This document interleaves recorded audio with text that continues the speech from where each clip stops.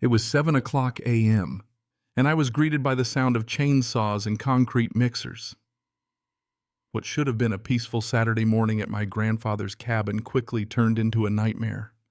The smell of fresh lumber and diesel fumes filled the air, a far cry from the pine-scented tranquility I remembered from childhood. Walking along the shoreline, my stomach sank as I saw 27 illegal vacation homes, complete with docks, septic systems, and paved roads. Unauthorized, uninvited. On land my family had owned since 1947. You see, my grandfather Dutch McKinnon bought this land after returning from World War II, a Purple Heart recipient with a determination to build a lasting legacy. He worked tirelessly creating a sanctuary, a place where generations of his family could come together.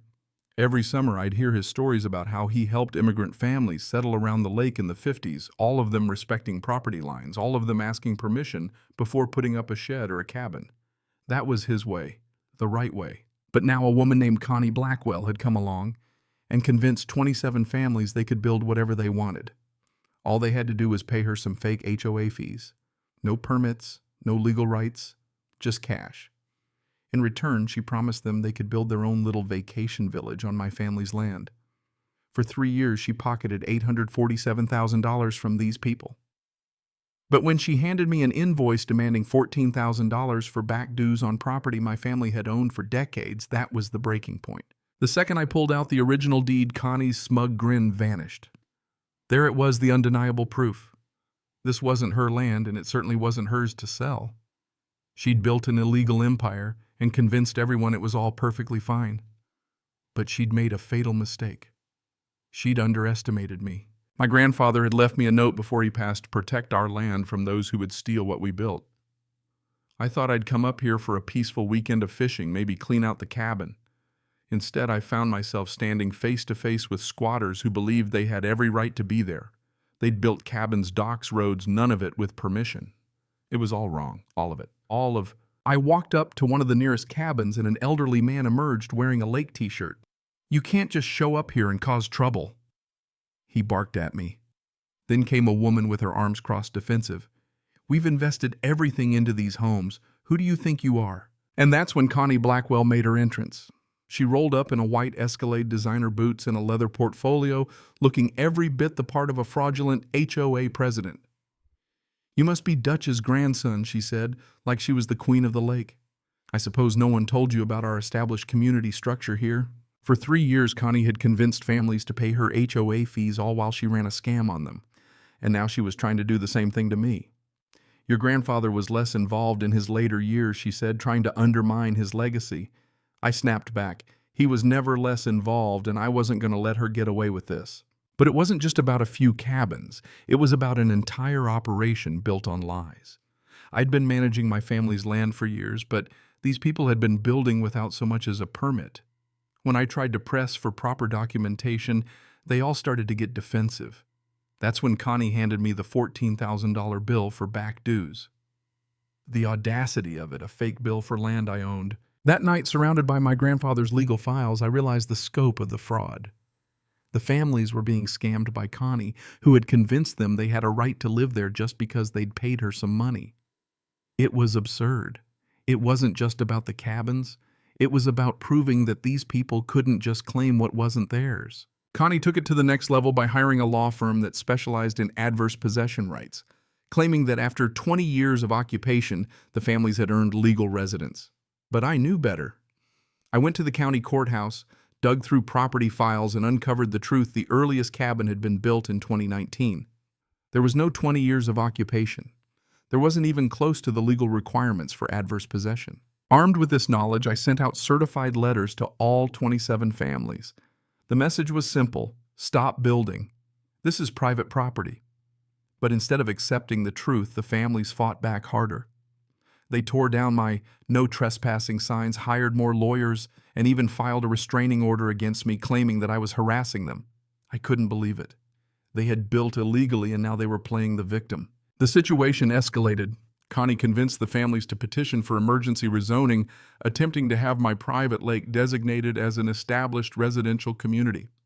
Meanwhile, they were all still building, still violating every environmental code.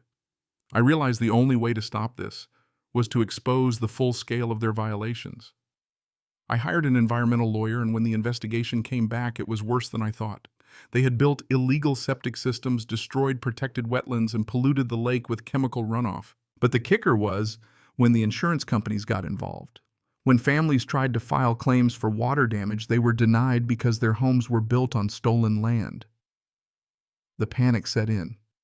What if something happened and they couldn't get insurance coverage? What if there was an accident? The families started to realize they were in deep trouble. Still, Connie refused to admit defeat. She had convinced the families to pay even more money for a legal defense fund, all while her scam continued to grow. But everything started to crumble when the federal government got involved. My environmental attorney uncovered more. Connie had been running this scam across multiple states, collecting over $2.3 million from families who thought they were paying legitimate fees. This wasn't just fraud, it was a nationwide criminal enterprise. The FBI raided Connie's cabin and uncovered evidence that changed everything. It turned out she'd been collecting money for fake HOA fees, forging documents, and convincing families they could build without consequences. The families, desperate to save their homes, were now facing federal charges. Connie was arrested. The families who had been part of the scam, who had blindly followed her, now faced legal action. They were looking at years in prison, their dreams of retirement shattered, and their homes demolished. Some families gave up. They packed up their things and left. Others, like Thompson, doubled down, convinced they could still fight the government. But the reality was clear: their illegal empire was over. The last stand took place at a community meeting where Thompson tried to rally the remaining families. "This is our land now," he shouted. But the truth was, it wasn't his land. It never was. His resistance was futile, and when federal agents showed up to enforce the demolition order, the families realized they had no choice but to comply. Demolition crews began to tear down the illegal structures piece by piece, while the media descended like vultures. But what really stuck with me was a reporter's question. "Do you feel guilty about destroying these families' American dream?" I looked at the camera and said, "My grandfather fought for property rights. These people chose to build illegally. The law doesn't care about your dreams. It only cares about ownership and legality." As the last cabins fell, I couldn't help but feel a sense of justice. My grandfather's legacy was safe, and the lake once again began to heal. The moral of this story is simple: respecting property rights and the environment is fundamental. You can't just claim something that doesn't belong to you and expect no consequences. And when you try to bend the law, it will always catch up to you. What would you do in this situation? Would you fight for what's yours, or would you walk away? Let me know in the comments below, and don't forget to like, share, and subscribe. You never know when another story about power, greed, and justice might pop up. Cảm ơn các bạn đã xem video. Cảm ơn các bạn đã xem video.